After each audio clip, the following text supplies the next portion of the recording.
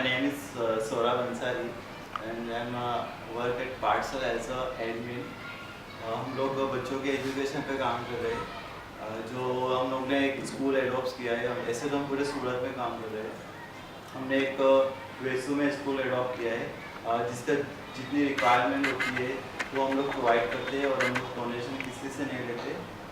दूसरा कि हम लोग बर्थडे डेज होता है हमारे ऐसे इवेंट्स करके हम लोग उसमें से डोनेशन कलेक्ट करते हैं और जो भी स्कूल की रिक्वायरमेंट होती है या सिटीज़ में किसी बच्चे को ट्यूशन फीस चाहिए, स्कूल फीस या एडमिशन नहीं होता तो उसके ऊपर भी हम काम करते हैं और उसमें हम पैसा यूज़ करते हैं।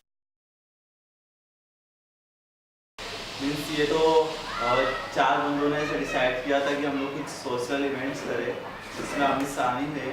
तो लोगों ने ऐसा सोचा था कि हम लोग कुछ ऐसा इवेंट्स कर दें सिटीज़ में जिससे गवर्नमेंट्स के जो स्कूल होती है उसमें कुछ ऐसे इवेंट्स नहीं होते। तो लोग ने ऐसा आइडियाज़ लगाया था आई थिंक 4 साल पहले और उसी लोगों ने पाठशाला करके नाम दिया था। और तो समझो स्कूल पाठशाला को 4 साल पहले स्टार्टिंग किए थे और ऐसा अभी रजिस्टर्ड हो गया NGO गवर्नमेंट। अभी राइट में वो सूरत में ही काम कर रहा है, पूरे टाउन में काम कर रहा है और हमारे टाउन के अलग एरिया से मेंबर्स रजिस्टर्ड भी हुए जो हमारे साथ वॉलेंटियर भी है, जो हमारे साथ हर इवेंट्स में हमारा साथ देते हैं, हमारा सपोर्ट करते हैं और एंजॉय भी करते हैं सोशली।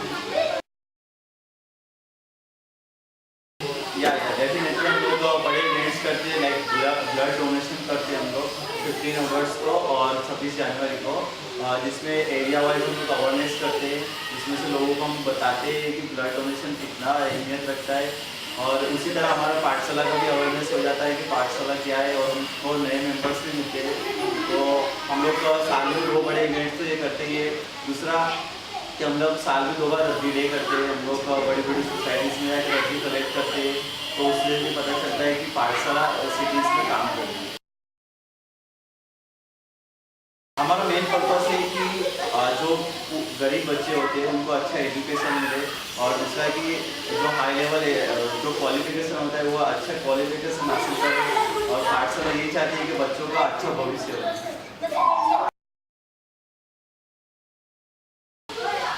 राइट नाउ हमको तो अभी प्रॉब्लम तो ऐसे कुछ दिखाई नहीं दे रही क्योंकि लोगों का हमको अच्छी सपोर्ट मिल रहा है। लोग ये बोल रहे हैं कि आप जो वर्क कर रहे हो बहुत ही अच्छा वर्क, यानी शॉर्ट में कि हमको सपोर्टिंग मिल रहा है, कहीं ऐसी प्रॉब्लम नहीं आ रही, कहीं हमको ऐसी कोई दिक्कत नहीं आ रही है कि पाठशाला कुछ वर्क कर रहा है और लोगों को उससे परेशानी हो रही है। अभी तक हमने ऐसा ऑब्जर्वेशन नहीं किया है और दूसरी बात कि ऐसा हमको कुछ दिखाई भी नहीं दिया है कि कोई ऐसा बंदा है जिससे हमको प्रॉब्लम हो। लोगों से तो हम लोग का यही एक्सपेक्टेशन है कि आप बस हमारे साथ जुड़े रहिए, हमको टाइम दीजिए। आपका जो भी टाइम होता है ये टाइम वो पाठशाला से आप स्पेंड करिए और आपके पास अगर कोई हुनर है, अगर आपको कुछ अच्छा टैलेंट हो तो वो आप बच्चों के साथ उसका एक्सप्रेशन करिए, उनके साथ टाइप करिए ताकि बच्चों को भी अच्छा लगेगा और आपको भी लगेगा कि हम भी कुछ टाइम दे रहे हैं जो सोशल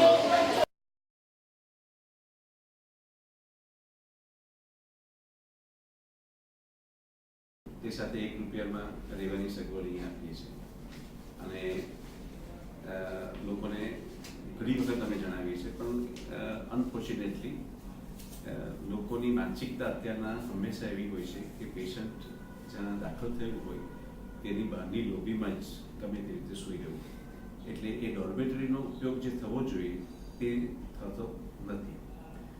ત્યાર પછી અમે મેડિકલ ઇન્સ્ટ્રુમેન્ટ્સ ઘણીવાર ઓર્થોપેડિકના મોટાભાગના પેશન્ટો હોય તો તેવા પેશન્ટોને અહીંયા ઓપરેશન થયા પછી ઘરે લઈ જાય તો ઘરે પણ એવા ઇન્સ્ટ્રુમેન્ટ્સ વસાવવા પડતા હોય છે. દાખલા તરીકે કમોડ, પછી વોકિંગ સ્ટીક, પછી વોકર, ત્યાર પછી એનું ટ્રેક્શન કિટ ઘરોની જરૂર પડે તો તે આવું બધું એને વસાવવું પડતું હોય છે. એમાં વ્હીલચેર, પછી કેટલીક પાવડર બેડ જોઈએ, સેમી પાવડર બેડ જોઈએ. તો એ બેડ બહાર લેવા જાય તો એને ટૂંકા સમય માટે ઘણા બધા પૈસા ખર્ચવા પડતા.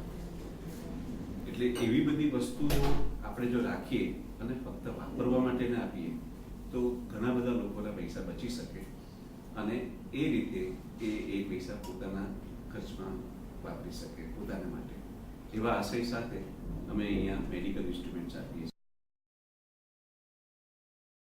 અવેરનેસની વાત કરીએ એટલે તમને ખાસ કહું કે અવેરનેસની તો તમારે ખાસ કે આ જીવતા જીવ રક્તદાન, મૃત્યુ બાદ ચક્ષુદાન, હવે તો દેહદાનની પણ વાત થાય છે. બીજું કન્યા કેળવણી એટલે દરેક વ્યક્તિના ઘરની અંદર આ વસ્તુ થવી જોઈએ કે કન્યાને કેળવણી મળવી જ જોઈએ. સ્ત્રી ભ્રૂણ હત્યા છે તેનું અત્યારના જે ચાલે છે તે બાબતમાં લોકોની માનસિકતા છે અને એ બેલેન્સ જે ખોરવાઈ રહ્યું છે તેમાં જાગૃતતા લાવવાની જરૂર છે. બરાબર, અત્યારના આપણું બેલેન્સ સેક્સ બેલેન્સ ખોરવાઈ ગયું છે. તો એમાં 1000 પુરુષની સામે અત્યારના આપણે સુરત જેવામાં પણ 830 એટલે એ રેશિયો છે એ ખોરવાયેલો છે. એમાં સમાજમાં અવેરનેસ લાવે છે. હમણાં આપણા સુરતની અંદર પ્રાઇવેટ જે મેટર્નિટી હોમમાં કોર્પોરેશને દરોડા પાડ્યા અને એની અંદર જે વિગતો બહાર આવી તો ચોંકાવનારી હતી બધી. બરાબર છે, એટલે લોકોમાં હજુ પણ એવી વાત છે કે ભાઈ આપણે ત્યાં છોકરો જ પેદા થવો જોઈએ, છોકરી નહીં જ થવી જોઈએ. છોકરી જો હોય ભ્રૂણની અંદર તો એ ભ્રૂણ હત્યા કરી નાખવી, એટલે એબોર્શન કરાવી નાખવું. આ બધી વસ્તુ માટે આપણે સમાજમાં જાગૃતિ લાવવાની જરૂર છે. એટલે આ બધા જે સમાજના સામાજિક મુદ્દાઓ છે તેને લઈને આપ સમાજમાં જાગૃતિ લાવો એવી ભાવના સાથે તમને બધાને ઓલ ધી બેસ્ટ કહું છું. શુભેચ્છા.